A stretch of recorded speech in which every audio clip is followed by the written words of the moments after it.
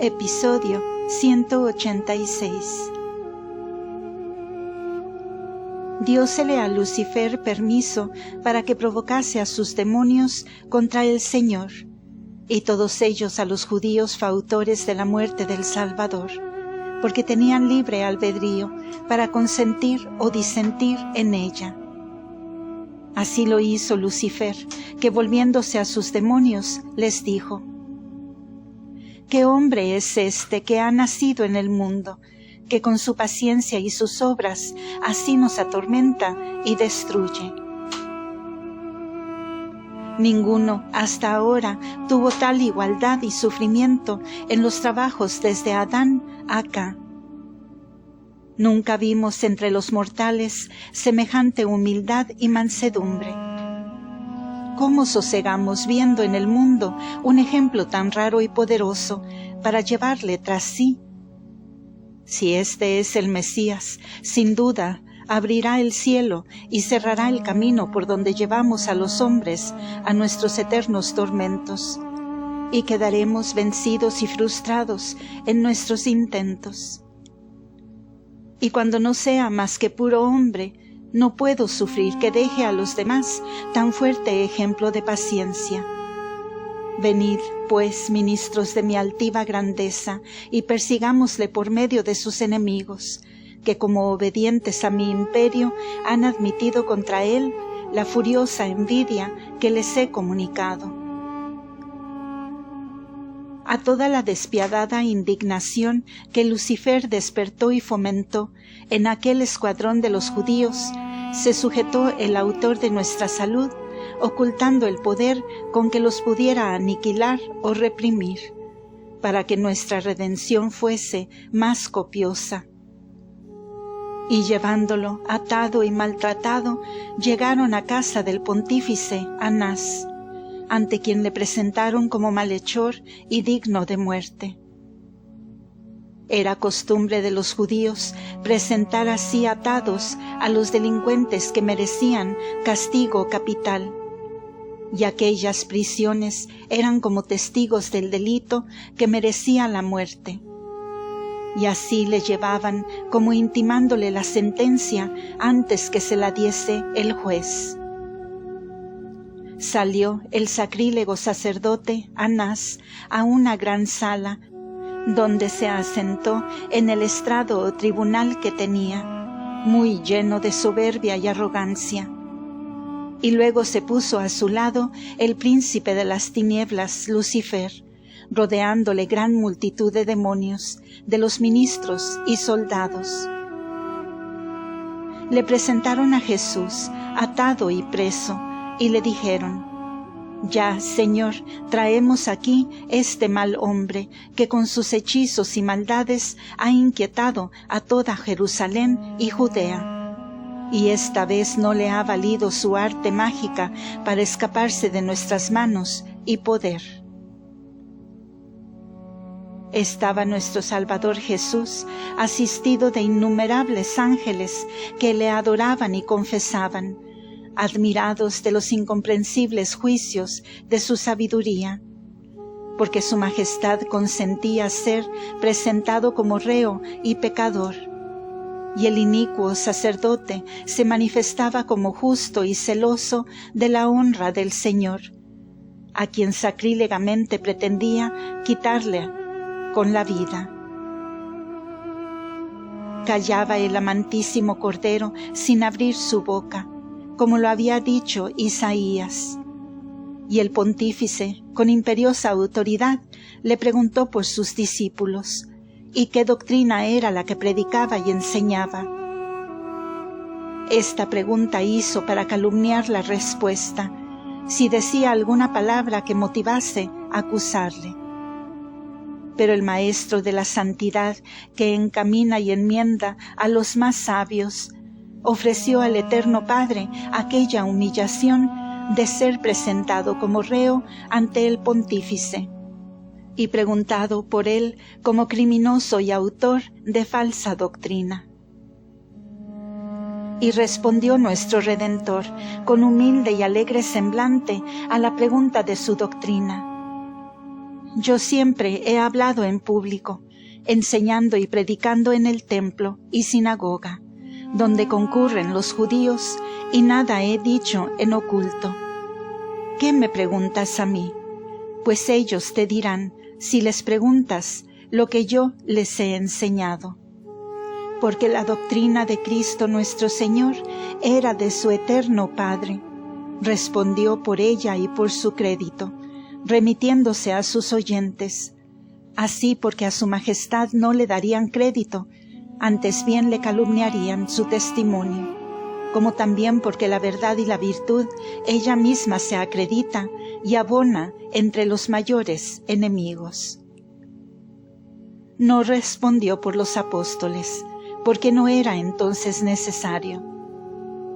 Ni ellos estaban en disposición que podían ser alabados de su maestro.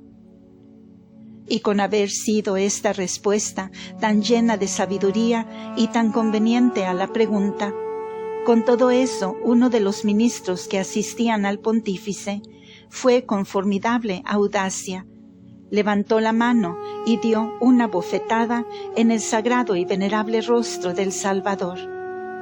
Y junto con herirle, le reprendió diciendo: «¿Así respondes al pontífice?».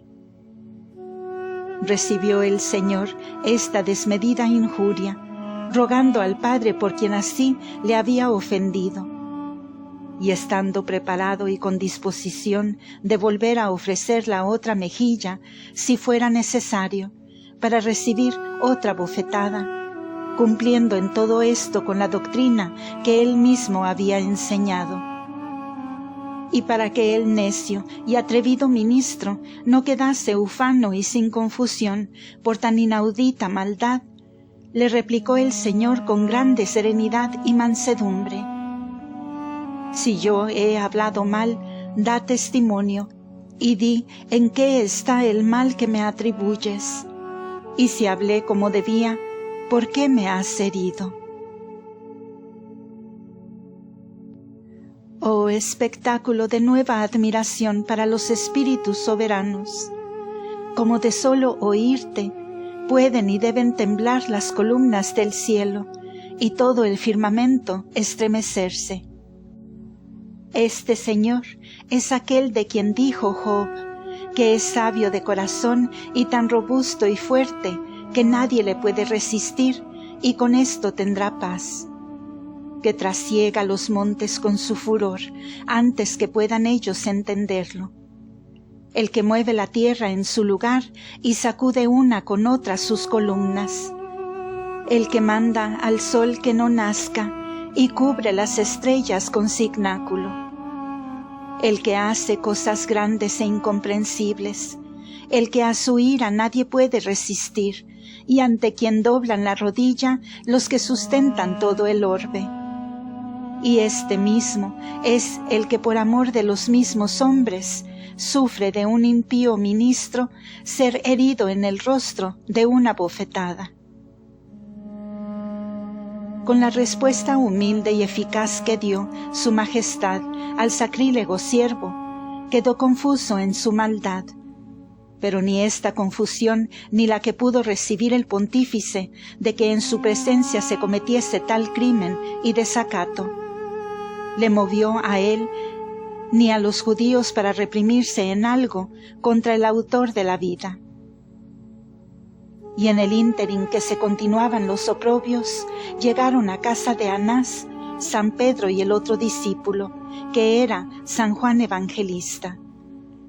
Y éste, como muy conocido en ella, entró fácilmente, quedando fuera San Pedro, hasta que la portera, que era una criada del pontífice, a petición de San Juan, le dejó entrar, para ver lo que sucedía con el Redentor.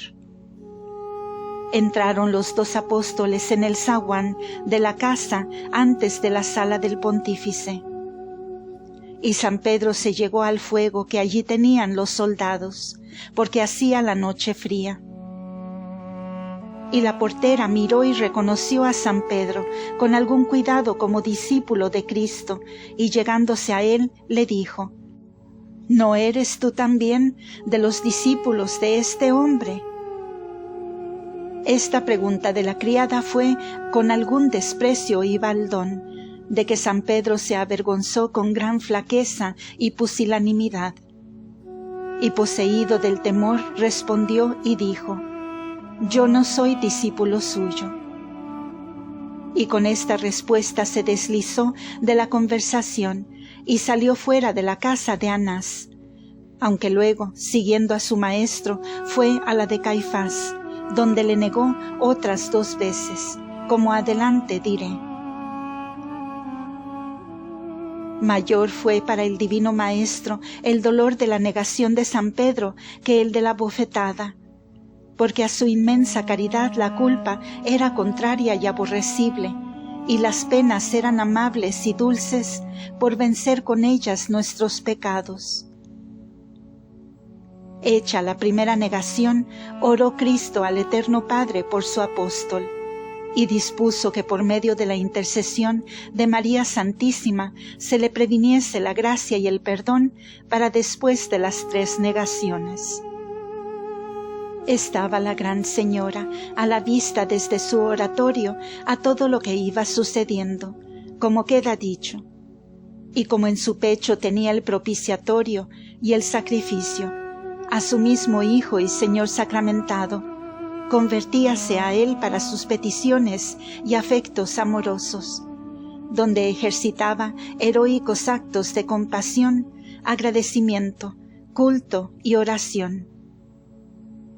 Cuando la piadosísima reina conoció la negación de San Pedro, lloró con amargura y nunca cesó de este llanto hasta que entendió no le negaría el Altísimo sus auxilios y que le levantaría de su caída. Sintió asimismo la Purísima Madre todos los dolores de las heridas y tormentos de su Hijo, y en las mismas partes de su virginal cuerpo donde el Señor era lastimado. Y cuando su majestad fue atado con las sogas y cadenas, sintió ella en las muñecas tantos dolores que saltó la sangre por las uñas en sus virginales manos, como si fueran atadas y apretadas, y lo mismo sucedió en las demás heridas. Y como a esta pena se juntaba la del corazón de ver padecer a Cristo nuestro Señor, vino la amantísima Madre a llorar sangre viva, sintiendo el brazo del Señor, el artífice de esta maravilla. Sintió también el golpe de la bofetada de su Hijo Santísimo, como si a un mismo tiempo aquella mano sacrílega hubiera herido a Hijo y Madre juntos. Y en esta injuriosa contumelia y en las blasfemias y desacatos llamó a los santos ángeles, para que con ella engrandecieran y adoraran a su Criador en recompensa de los oprobios que recibía de los pecadores. Y con prudentísimas razones, pero muy lamentables y dolorosas, confería con los mismos ángeles la causa de su amarga compasión y llanto.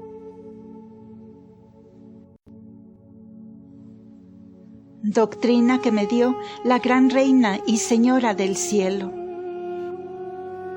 Hija mía, a grandes cosas te llama y te convida la divina luz que recibes de los misterios de mi Hijo santísimos y míos, en lo que padecimos por el linaje humano y en el mal retorno que nos da desagradecido e ingrato a tantos beneficios. Tú vives en carne mortal y sujeta a estas ignorancias y flaquezas, y con la fuerza de la verdad que entiendes, se engendran en ti y despiertan muchos movimientos de admiración, de dolor, aflicción y compasión por el olvido, poca aplicación y atención de los mortales a tan grandes sacramentos, y por los bienes que pierden en su flojedad y tibieza. Pues cuál será la ponderación que de esto harán los ángeles y santos, y la que yo tendré a la vista del Señor, de ver al mundo y el estado de los fieles en tan peligroso estado y formidable descuido. después que mi Hijo Santísimo murió y padeció, y después que me tienen por madre, por intercesora y su vida purísima y mía por ejemplo. De verdad te digo, carísima, que sola mi intercesión y los méritos que represento al Eterno Padre de su Hijo y mío pueden suspender el castigo y aplacar su justa indignación, para que no destruya al mundo y azote rigurosamente a los hijos de la Iglesia, que saben la voluntad del Señor y no la cumplen. Porque yo estoy muy desobligada de hallar tan pocos que se contristen conmigo y consuelen a mi Hijo en sus penas, como dijo el santo rey y profeta David. Esta dureza será el cargo de mayor confusión contra los malos cristianos el día del juicio, porque conocerán entonces con irreparable dolor que no solo fueron ingratos, sino inhumanos y crueles con mi Hijo Santísimo, conmigo y consigo mismos. Considera, pues, carísima, tu obligación y levántate sobre todo lo terreno y sobre ti misma, porque yo te llamo y te elijo para que me imites y acompañes en lo que me dejan tan sola las criaturas, a quien mi Hijo Santísimo y yo tenemos tan beneficiadas y obligadas. Pondera con todas tus fuerzas lo mucho que le costó a mi Señor el reconciliar con su Padre a los hombres y merecerles su amistad. Llora y aflígete de que tantos vivan en este olvido y que tantos trabajen con todo su conato por destruir y perder lo que costó sangre y muerte del mismo Dios, y lo que yo desde mi concepción les procuré y procuro solicitar y granjear para su remedio. Despierta en tu corazón lastimoso llanto de que en la Iglesia Santa tengan muchos sucesores los pontífices, hipócritas y sacrílegos que con título fingido de piedad condenaron a Cristo. Estando la soberbia y Fausto con otras graves culpas, autorizada y entronizada, y la humildad, la verdad, la justicia y las virtudes tan oprimidas y abatidas. Solo prevalecen la codicia y la vanidad. La pobreza de Cristo pocos la conocen y menos son los que la abrazan. La santa fe está impedida y no se dilata por la desmedida ambición de los poderosos del mundo. Y en los católicos está muerta y ociosa, y todo lo que ha de tener vida está muerto, y se dispone para la perdición. Los consejos del Evangelio están olvidados, los preceptos quebrantados, la caridad casi extinguida. Mi Hijo y Dios verdadero dio sus mejillas con paciencia y mansedumbre para ser herido. ¿Quién perdona una injuria por imitarle? Al contrario, ha hecho leyes el mundo, y no solo los infieles, sino los mismos hijos de la fe y de la luz. En la noticia de estos pecados, quiero que imites lo que hice en la pasión y toda mi vida, que por todos ejercitaba los actos de las virtudes contrarias. Por las blasfemias le bendecía, por los juramentos le alababa, por las infidelidades le creía, y lo mismo por todas las demás ofensas. Esto quiero que tú hagas en el mundo que vives y conoces. Huye también de los peligros de las criaturas con el ejemplo de San Pedro, que no eres tú más fuerte que el apóstol y discípulo de Cristo. Y si alguna vez cayeres como flaca, llora luego con él y busca mi intercesión. Recompensa tus faltas y culpas ordinarias con la paciencia en las adversidades. Recíbelas con alegre semblante, sin turbación y sin diferencia.